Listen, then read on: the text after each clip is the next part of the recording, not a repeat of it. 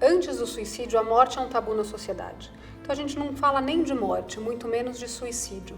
E quando a gente parte para pensar em suicídio de crianças e adolescentes, isso ainda vira um tabu muito maior, porque a sociedade acha que crianças e adolescentes não pensam em morte e não se matam. E infelizmente a gente tem visto que isso não é verdade. De 10 anos para cá, os números de suicídios de crianças de 10 a 14 anos aumentou 40%. De 15 a 19 anos, aumentou 33,9%. Foi maior do que o aumento do suicídio geral no país. Então, os números são muito altos. Mesmo que a gente ainda tenha índices mais baixos de criança, a gente vê que esse comportamento tem aumentado. Então, isso nos leva a pensar que sim, tem aumentado e algo está acontecendo com as crianças e os jovens. Bem, o suicídio de um modo geral é um tabu, já foi mais e agora a sociedade tem discutido mais. O tema tem aparecido em televisão, em jornais e mesmo em capa de revistas juvenis. Isso é um tremendo avanço, porque enquanto nós não conversávamos sobre isso, a impressão que havia é que o problema não existia e não tinha a magnitude que tinha e tem. De fato, o suicídio de adolescentes é um problema e essa é a faixa etária onde os índices mais crescem no Brasil. É diferente de dizer que os maiores índices estão entre os adolescentes. Não, estão entre adultos mais idosos. Mas a faixa etária onde os índices mais rapidamente crescem é exatamente a faixa etária dos adolescentes. Então é um problema que deve chamar a nossa preocupação e temos que cada vez mais nos preparar para lidar com isso. Às vezes, os sinais são difíceis de serem percebidos e são confundidos com questões da própria adolescência. Muitos pais e amigos ficam na dúvida se aquele comportamento ele é algo normal da adolescência ou se já é um comportamento que inspira cuidados.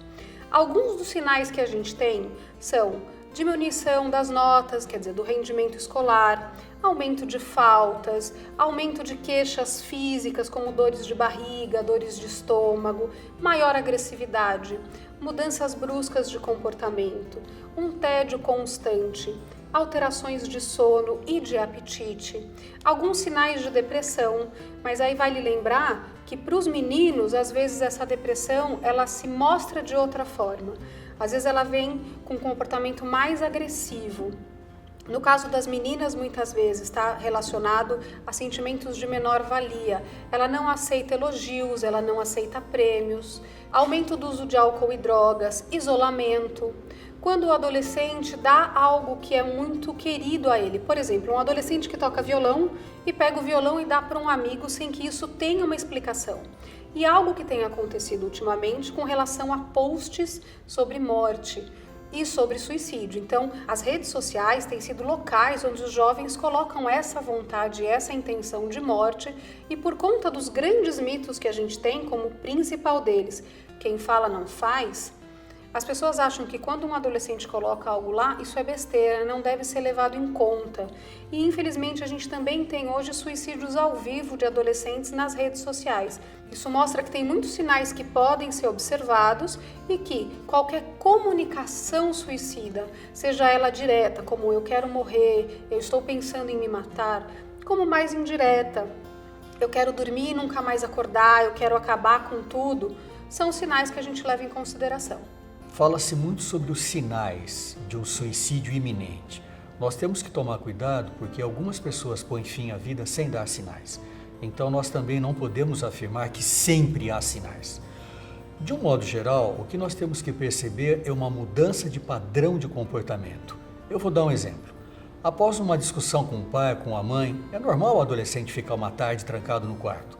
Mas não é normal ele deixar de ver os amigos e permanecer no quarto dias e dias e dias, e esse não era o seu hábito. Mudar o tom das postagens, o tipo de música, o tipo de poesia que lê ou divulga entre os amigos, doar pertences, crises de raiva, mudança no comportamento na escola, um mau aproveitamento, tudo isso são sinais de que alguma coisa está acontecendo. Não necessariamente sinal de um risco de suicídio, mas de que alguma coisa está acontecendo. Pode ser uma depressão, pode ser um transtorno bipolar, pode ser uso de droga, pode ser ele se sentir amarrado porque está sendo vítima de bullying e não sabe para onde fugir. Ou seja, uma mudança de padrão de comportamento tem que chamar mais a nossa atenção. Ao identificar um sinal, não fique passivo. A pior coisa que você pode fazer é olhar, perceber um sinal e simplesmente não tomar nenhuma atitude. Talvez você não saiba que atitude tomar, principalmente se for um jovem, se ele estiver vendo um sinal num amigo. Mas aí um adulto deve ser colocado dentro dessa relação. Tem uma frase que eu acho que ilustra bem o que o jovem precisa entender, que é o seguinte: é melhor um amigo bravo do que um amigo morto. Porque muitos jovens acabam contando para os amigos a ideia e a ideação suicida. E esses amigos, pelo jovem até muitas vezes pedir segredo, acabam guardando essa informação. E suicídio é algo grave demais para qualquer um guardar segredo. Então vamos lá. Percebeu os sinais, desconfiou de alguma coisa, vai chamar para uma conversa. Mas é uma conversa sem olho no relógio, sem olho no celular, sem pressa, sem julgamento, onde você vai mais ouvir do que falar. Você pode começar essa conversa falando, né? Tenho percebido que você não está legal, tenho visto que tem algo que não está bem com você. É isso mesmo? Tem algo que está doendo? Tem alguma coisa que não está bem na sua vida? Karen, mas jovens não falam isso. Falam. Quando a pessoa está em sofrimento e ela percebe que tem alguém com interesse genuíno, querendo ouvi-la e ajudá-la, ela fala. Quando a gente percebe que uma pessoa pode estar tendo risco de suicídio, é importante a gente ter a sigla ROC na cabeça. R-O-C. R de repare no risco. É doloroso você pensar que uma pessoa que está ao seu lado vai se matar amanhã ou depois. A gente não quer ver, porque dói dentro da gente e a gente se sente responsável por uma vida e a gente não quer isso. O de ouça com atenção. Não é aplacar, não é dizer, quando eu tinha a sua idade eu também era assim.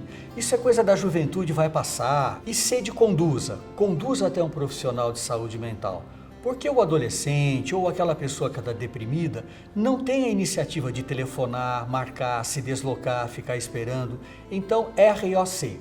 Repare no risco, ouça com atenção sem julgar e C de conduza até um profissional de saúde mental. Ninguém deve ser responsabilizado por um suicídio.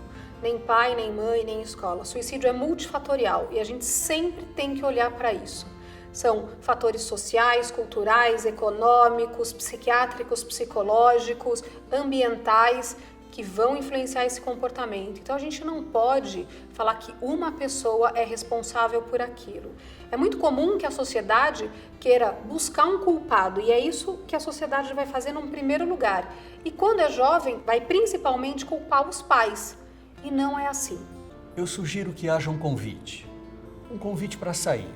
Para comer uma pizza, para jantar, para fazer uma caminhada entre duas pessoas, um pai e um filho, uma mãe e um filho, ou você e um amigo seu.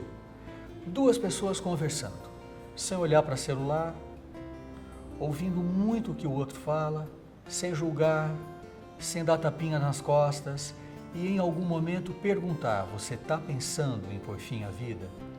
Essa pergunta que dá tanto medo de fazer é um alívio para a pessoa ouvir essa pergunta, porque ela vai poder falar de uma coisa que está pressionando muito a mente dela.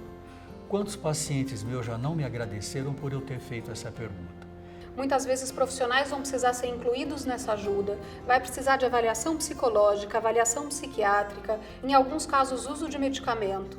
Inclua a escola nesse cuidado também. Suicídio não é algo que a gente trata sozinho, nem o profissional, nem a família, nem a escola. Se o jovem percebe que ele está, porque qualquer um de nós pode em algum momento pensar em morrer. O que vai dizer pra gente se isso começa a ficar muito sério ou muito preocupante? Quando esse pensamento começa a vir muitas vezes ao dia, quando você não consegue mais afastar esse pensamento e quando o suicídio começa a ser visto como uma saída para os problemas. Começou a ver o suicídio como uma saída dos problemas, começou a planejar essa morte, vai buscar ajuda com urgência. E aí, se a pessoa está passando por isso, fala com quantas pessoas precisar, quantas vezes precisar de que tem um problema e que ele precisa de ajuda. Seja claro nessa necessidade de ajuda.